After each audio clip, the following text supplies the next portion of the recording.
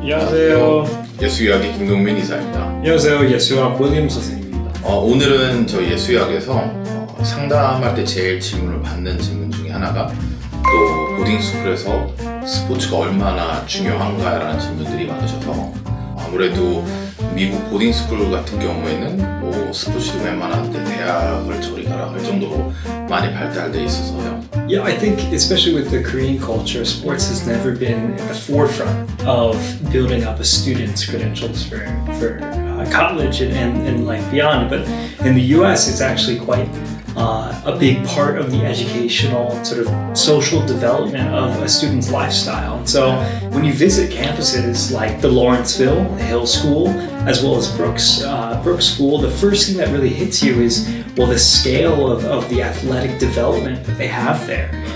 아무래도 우리나라는 약간 이제 중학교 3학년 넘어가고 고등학교가 되면 이제 공부에 많이 포커스를 맞추는데 아무래도 이 보딩스쿨은 공부도 공부지만 이제 운동 여러 가지 활동들이 하고 있고 많은 부모님이 조심스럽게 물어보시는 게 우리 아이는 이제 공부만 하다 보니까 한국에 있어서 아무래도 잘 못하는데 가서 살아남을 수 있을까라는 얘기를 되게 많이 하세요. That's right, and I think it's interesting when we ever talk about the application process. We say students have to do 3 seasons of sports, and so parents might actually be really thinking, will my child be able to survive and fit into that kind of culture? 그래서 오늘은 아무래도 이제 스포츠를 대표할 수 있는 그 중에서도 이제 로렌스빌이나 힐스쿨 그리고 브룩스 스쿨을 좀 예를 들면서 운동의 실력에 따른 현실적인 전략들을 말씀해보는 시간을 갖도록 하겠습니다. 좀 확실하게 해야 될 것 같아요. 그래서 보딩스쿨에서는 스포츠는 운동 잘하는 애들만 따로 모여서 하는 활동이 절대 아닙니다. This is a common misunderstanding in Korea. Many families think that sports is just an optional club activities that you just do to spend your free time after classes. But at schools like the Hill and the Lawrenceville, well, it's actually a required lifestyle component, right? It's built into the DNA of the school. 맞습니다. 그래서 이 학교는 기본적으로 3시즌 스포츠 시스템입니다. 그래서 가을, 겨울, 봄. 그래서 매 시즌마다 학생들이 반드시 하나 이상의 운동은 아니면 액티비티를 꼭 선택해야 되고요. 운동은 선택이 아니라 학교 생활은 자체인 거라고 보시면 될 것 같아요. Whether you look at Brooks or the Hill School, sports is not really competing with your academics, but rather it's integrated in how you manage your time, handle stress, and build relationships. At Lawrenceville and the Hill, the sheer scale creates an environment where even the top athletes have to prove themselves constantly to stay on top. At schools like the Brooks, the smaller size creates a more visibility, you could say, meaning even average athletes often feel more personally involved within the school's athletic success. 어느 학교가 더 운동을 잘한다라는 건 없지만 그래도 약간 학생이 경쟁 속에서 성장한 타입인지 아니면 끈끈한 공동체 안에서 기여하는 타입인지 그 학교 성향을 좀 보고서 좀 결정을 하시고 학교를 보시는 게 나을 거는 게 우선인 것 같습니다. 그래서 학교를 약간 좀 설명하자면 이 스포츠가 경쟁이잖아요. 근데 경쟁을 생각을 하다 보면 항상 이제 라이벌이 즉 라이벌이 어디냐. 그러니까 운동도 내가 저 팀을 꼭 이겨야지, 저 학교를 꼭 이겨야지 이런 게 있어야 좀 성립이 되고 더 열심히 잘하고 싶어 하는 것 같아요. 그래서 우리나라로 치면 어떻게 보면 연대 고대 운동이든 아니면 뭐든 간에 약간 라이벌이 있다 보니까 그 둘이 경쟁을 하면서 학교가 더 발전하는 그런 문화들을 보실 수가 있는데 그래서 학교 스포츠 문화 가장 뜨겁게 경험할 수 있는 날이 바로 이제 라이벌전, 즉 더비가 있는 날이라고 하는데요. 보딩스쿨이 약간 역사를 이야기할 때 절대 빠질 수가 없는 매치가 바로 로렌스빌하고 힐스쿨 라이벌전입니다. And this is actually one of the oldest rivalries in the boarding school history. It dates back all the way to 1887. And so when Elville or Lawrenceville Day comes around, it's not really just a game, but rather it's a total cultural takeover of the school. The energy on campus is absolutely electric, and it feels like a high-stakes college game day rather than just a normal everyday high school game. 전교생, 선생님, 심지어 수년 전에 이제 동문들까지 이제 학교 색깔 옷을 맞추고 응원전을 좀 펼치는 것도 있고요. 약간 학교의 정체성을 온몸으로 좀 느끼는 거대한 이벤트 같은, 파티 같은 느낌? Exactly. And so I think what's important is not really just the final score of a single event. Rather, it's the shared history of the event. The sense of belonging, of being a part of something bigger, is exactly what top boarding schools want their students to experience. 근데 이제 반면에 규모는 작지만 특정 종목에서 이렇게 전국구 명성을 떨치는 학교들도 있습니다. 그래서 대표적으로 브룩스의 축구 아이스하키 프로그램을 예로 들을 수 있을 것 같아요. Exactly, and I think Brooks may be smaller in size, and it may be less, I guess, famous within the international school scene, but their soccer program specifically has been a powerhouse for the last 25 years. 전체 학교가 이 팀의 이제 성과를 되게 자랑스러워하고 작은 학교 특유의 이제 약간 결속력이 약간 축구라는 매개체를 통해서 약간 폭발하는 것 같기도 하고. This sort of national powerhouse, as you might say, of the Brooks, is one of the things is that they're a founding member of the Gunmere Cup. That was in 1848. And additionally, over the last 25 years, they've had 6 ISL, the International Schools League championships. And a lot of that comes with the coaches that are involved with the program. So inside of the Brooks soccer program in the history, I think they've only had about 5 or 6 coaches coach. And the one that just came 2 years ago was actually my former a dorm parent at St. Andrew's School. And this person, Mr. Carroll, he also was a member of the national youth team in the U.S. when he was growing up. He was the captain of the Dartmouth soccer program there. And so it's not only sort of the care and the nurturement that the boarding school sort of experience has given to the students, but it's also the soccer ability and knowledge in that as well. And so these are the types of programs, when you look at schools and they have a specialty sports program, it all comes from the development from the upper coach level. 그럼 이제 우리 보딩 스포츠가 우리 아이에게 미칠 영향을 좀 알아볼까요? 그리고 자녀분이 운동을 잘한다면 보딩 스쿨은 너무 이상적이죠. 하지만 어느 정도 잘해야 될까요? This is where I tell families that being enough good is not enough, right? You need a plan. 네, 약간 한국에서도 잘하는 학생의 기준하고 보딩 스쿨에서 잘하는 기준이 좀 다를 수 있겠죠. I think a lot of it comes from you're competing with students in the U.S. where after school, right, they're not going to Hagwons, they're going to sports practice. They're building themselves up physically in gyms and these sort of training programs. And so the level is a little bit different. You might be a varsity player here in Korea, but when you go to the U.S., it's likely that you'll end up maybe on the JV. You might not even be starting, right? So it's sort of you have to kind of come to that reality in terms of understanding where my student is in terms of his sports ability. 국가대표급이 아닌 이상 리그에서는 반드시 우리 아이보다 잘하는 학생이 있을 수밖에 없고요. 학교도 이걸 잘 알고 있습니다. 그래서 입학사정관들이 보고 싶어하는 거는 실력이나 뭐 그 자체가 아니라 패배나 좌절의 순간 아이에게 어떻게 대처하느냐, 팀 스포츠를 통해서 보여주는 약간 인성과 헌신이 실력보다 훨씬 더 비중을 좀 차지하는 것 같아요. Exactly, and so they're not really looking for the best player ever, right? They're not looking for a person who's going to go on to be pro. Rather, they're going to be a person who's going to be a sacrificing captain, as you might say, for someone who contributes consistently to lift others up. Between a selfish star and a selfish leader, who do you think you would choose? Obviously, sacrifice. 그럼 반대로 질문에도 같은 답을 할 수 있습니다. 운동을 못하는데 정말 괜찮을까요? Short answer? Yes. Well, the long answer, I think it depends on your attitude.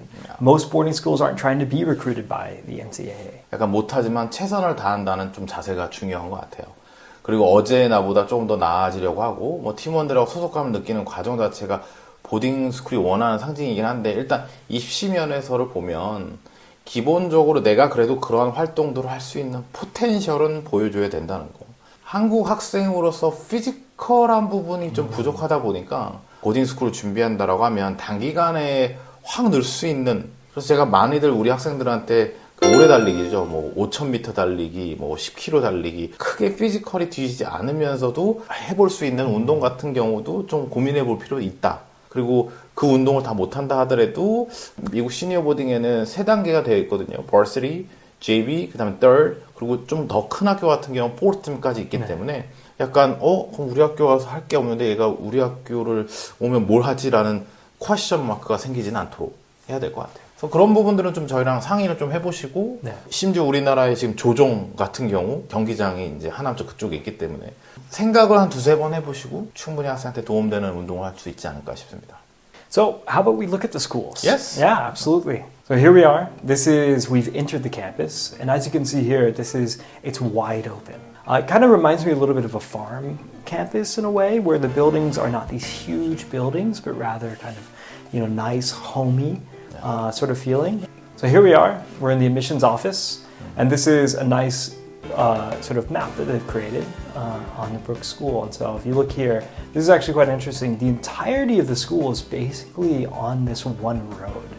But here was this sort of the huge lake that I was speaking on. You can see here, there's an image of students rowing there, right? You have your soccer fields, baseball fields, and everything. And the ice rink as well is down here, the gym and ice rink. And so it's a nice, very nature-filled campus that. So here's a lecture hall of theirs in their academic building. Students might be in here for Calc BC.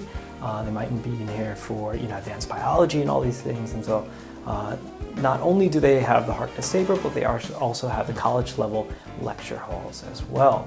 Now here's the winter term. So the winter terms are a nice program that they have for students to be able to stay for 2 to 3 weeks and either go on a trip or be a part of a certain academic program. It looks like it was a woodworking, perhaps, winter term projects that they were doing. And so they built these products. Okay, here we are. Here's in the art, a nice art room here. This was, I believe it was an art project of one of the students, and it's designed to be like cathartic, as in like help you calm down, help your nerves. And so they thought it would be a good thing to add in to the hall there. And here's one of the sort of art reception areas as well. You can see the piano as well. A nice space for students to be. Here we have their chapel. Of course. Yes, the classic. And their theater. Here's to be their dining hall. Let's look at what they got on the menu. Mozzarella sticks, coffee, bagel, muffins, candy acai bowls, cookies, chicken fingers. This is the snack shop that they have there, the student center. Okay. So here's what we were looking for. This is what they use for their ice rink. But right now it's currently an indoor. It looks like they're playing lacrosse or practicing lacrosse at this time. And so they'll remove this sort of turf grounding, and the ice rink will be under. Here's a nice picture of the one room. Here they also have an indoor rowing sort of machine. So students over the winter can, instead of playing a winter sport, they can come and train rowing in this building. They also, for Golf. for all the Korean screen golf players, you can come and play screen golf at the school. So that was a little bit of the Brooks School. It's like very neat and clean. It's very, very clean. Okay, so now we are at the Lawrenceville School. So this is the main entrance right here, and they have this big circle, and I'm going to be honest, the reason why I'm filming it is because I got completely lost on campus. It's quite a large campus, and so I was going around the circle over and over again. And you can see here, these are that sort of like orange classic brick, the dormitories.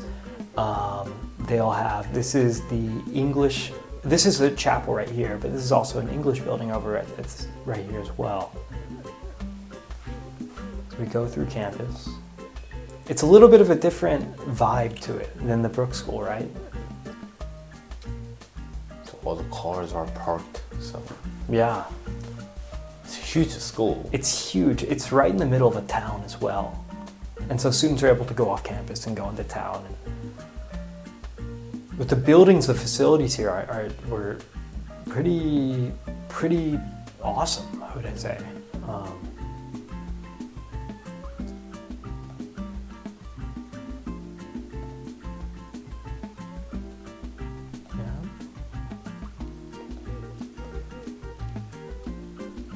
So here we are. This is sort of like in the center.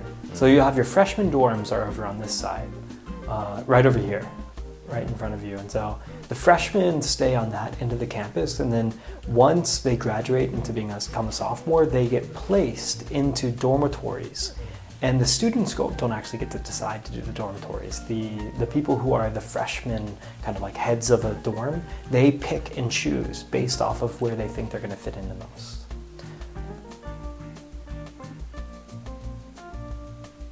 So here's the arts building. This is inside of the arts building, the lobby.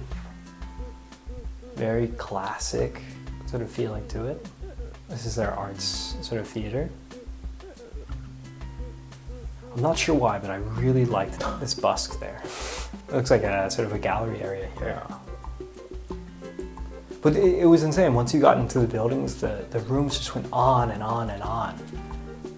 Let's see if we enter this room here as well.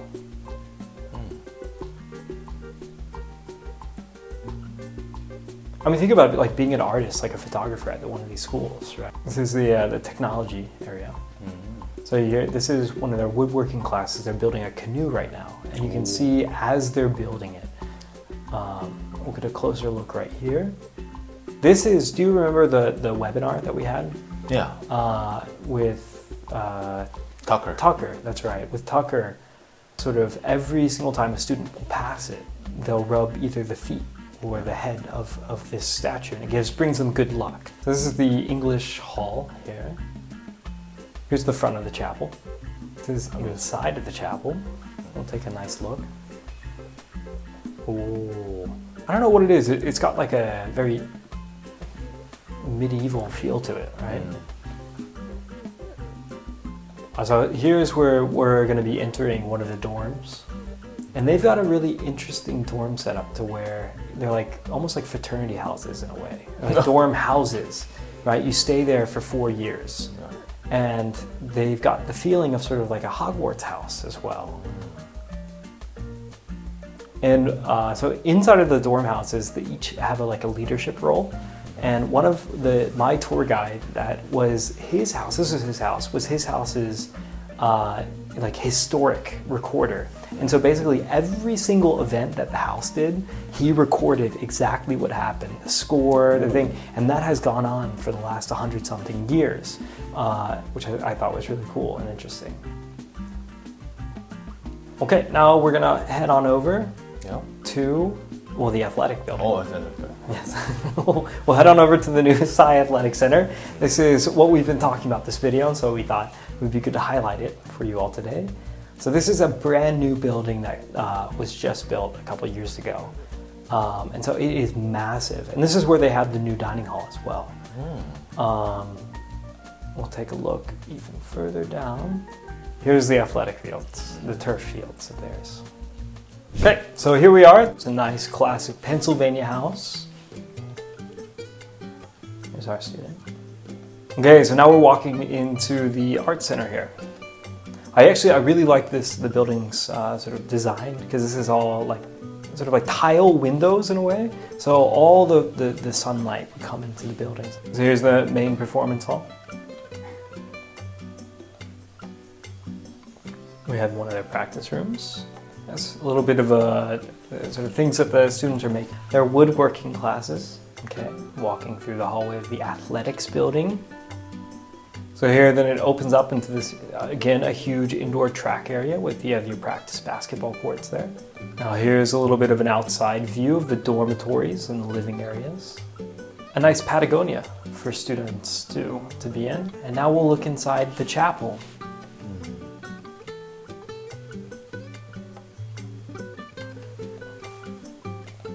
Yeah, I believe this is correct. This is the grave of I think one of the original ministers. So it's a very sort of sanctuarial, a very important place on campus for the students and the teachers in terms of the historical. And so here's the outside of the chapel. So here we're entering one of the academic buildings. This is a historical bell, a nice academic building. Another sort of, not like lecture hall, but sort of a place where students are able to be and take classes. Sort of like a meeting area. And here you go. Here's the Hill Lawrenceville in 1954. This is a poster that was made by one of the students. 네, 오늘은 그 스포츠 관련된 학교 시리즈로 해서 저희가 힐스쿨하고 로렌스빌하고 브룩스 학교 3개 학교를 같이 봤고요. 뭐 그 3개 학교 보면서 뭐 시설도 보고 뭐 운동의 중요성이라든지 이런 여러 가지도 보고 아마 느끼실 거예요. 이제 계속 저희 시리즈를 보다 보면 참 학교들이 비슷하게 생겼다고 보실 수도 있을 것 같고 그리고 뭐 항상 저희 이제 시그니처 화면인 것 같아요. 드라이브웨이 들어가는데 저 학교와 이 학교가 그럴 수도 있을 것 같고. 네, 하지만 각 학교들마다 또 인사이드나 운동이나 그 캐릭터하고 이런 건 여러 가지 다른 점에서 저희가 이제 체내한 시리즈를 묶어서 오늘 보여드렸는데요. 또 다음에는 또 다른 편으로 또 저희가 우리 시청자들, 구독자들분 위해서 자료 준비할 수 있도록 하겠습니다. 오늘 저는 예스유학 김동민 인사했고요. 네, 저는 오늘 예스유학 윌리엄 선생님 있고요. 네, 다음 편으로 다시 찾아뵙겠습니다. 감사합니다. 감사합니다.